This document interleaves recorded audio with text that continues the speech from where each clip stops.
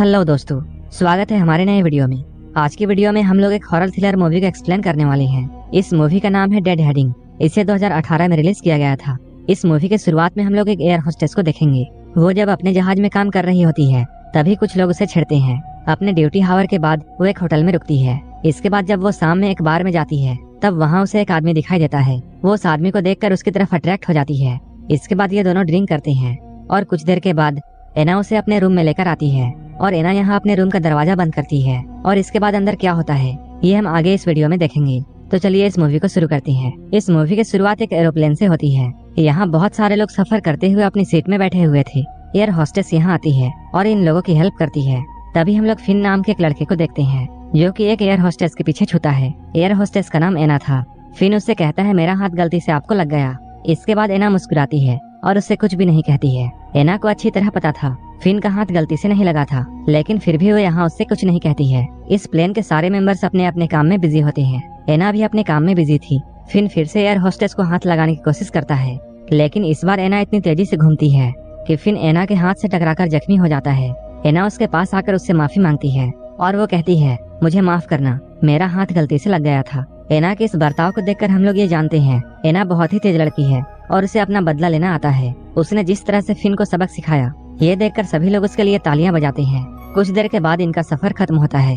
सारे crew members एक hotel में आते हैं। एना भी इसी होटल में पहुंच चुकी थी। वो यहाँ पूरा एक दिन के लिए रहने वाली थी क्योंकि उसकी अगली फ्लाइट 24 घंटे बाद थी। होटल वालों से अपने कमरे की चाबी लेकर वो अपने कमरे में आती है। क्योंकि वो पिछले 12 घंटे से काम कर रही थी इसलिए वो नहा धोकर आराम करती है। शाम को एना होटल का मेन्यू कार्ड देखती है, लेकिन यहाँ उसे कुछ भी पसंद नहीं आता है, इसलिए वो अब बाहर जाना चाहती है। इसके बाद वो तैयार होकर एक बार में पहुँच जाती है। बार में उसे बैठा हुआ एक आदमी दिखाई देता है जिसका नाम जिमी था। वीना को जिमी बहुत पसंद आता है। इसके बाद ये दोनों लोग एक साथ बैठते हैं और ड्रिंक करते हुए बातें करते हैं। जिमी यहाँ उससे कहता है वो एक बिजनेसमैन है और वो पास के होटल में ही अकेला रुका है। जब वो होटल का नाम उसे बताता है तब एना उससे कहती है वो भी उसी होटल में रुकी है। वीना को जिमी काफी समझदार लगता है, इसलिए वो जिमी से बहुत सारे बातें करती है। काफी देर के बाद वीना बहुत सारा ड्रिंक पीकर अपने कमरे में आती है। वो जैसे ही सोने की कोशिश करती है तभी उसे कमरे में किसी के आने की आहट सुनाई देती है। वीना अपने बेड से उठती है और वो दरवाजे के पास जाकर ये देखती है यहाँ कौन है। तभी उसे दरवाजे के पार देखने पर जिमी दिखाई देता है। जिमी को यहाँ देखकर वीना बहुत खुश होती है और वो दरवाजा खोल देती है। जिमी उससे कहता है मेरा कमरा तुम्हारे कमरे के पास ही है, मेरा अकेले कमरे में मन नहीं लग रहा था इसलिए मैं तुम्हारे पास आ गया। उसकी बातों को सुनकर पहले तो एना उसे जाने के लिए कहती है, लेकिन कुछ सोचने के बाद वो जिमी को अंदर बुलाती है।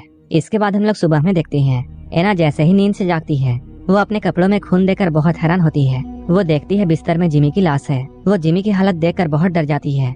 इसके बाद वो जल्दी से बाथरूम में जाती है और उल्टी करने लगती है। एना को यहाँ कुछ भी समझ में नहीं आ रहा था कि कल रात में क्या हुआ था। वो याद करने की बहुत कोशिश करती है, लेकिन वो कल रात बहुत नशे में थी इसलिए उसे कुछ भी समझ में नहीं आता है।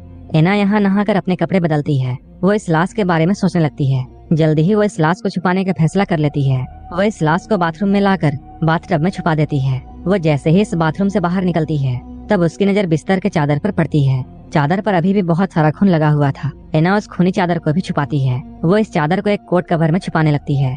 होटल के कमरे में पहले से ही कुछ कवर होते हैं और एना उसी कवर में उस चादर को छुपाती है। वो जैसे ही इस कवर को अलमारी में रखती है तभी दरवाजे पर आहट होती है।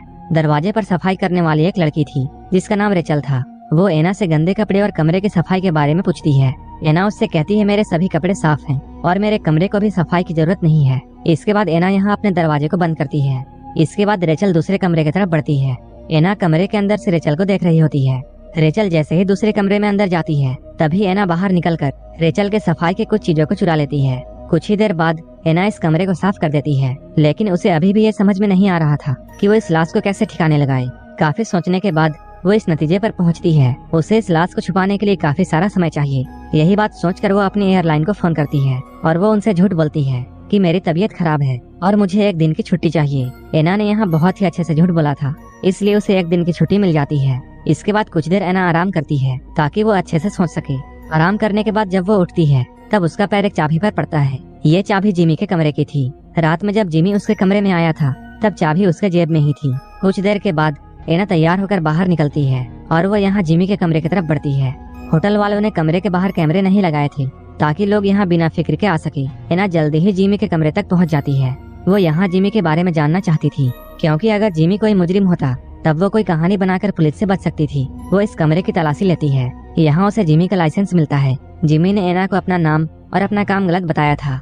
जिमी का नाम कुछ और ही होता है और वो एक अच्छा लेखक था। जिमी का सच जानकर एना बहुत परेशान होती है। तभी अचानक उसे रात की बातें याद आती हैं। वो देखती है रात में जिमी ने उसके साथ जबरदस्ती करने की कोशिश की थी और अपने आप को बचाने के लिए एना ने उसे मार दिया था।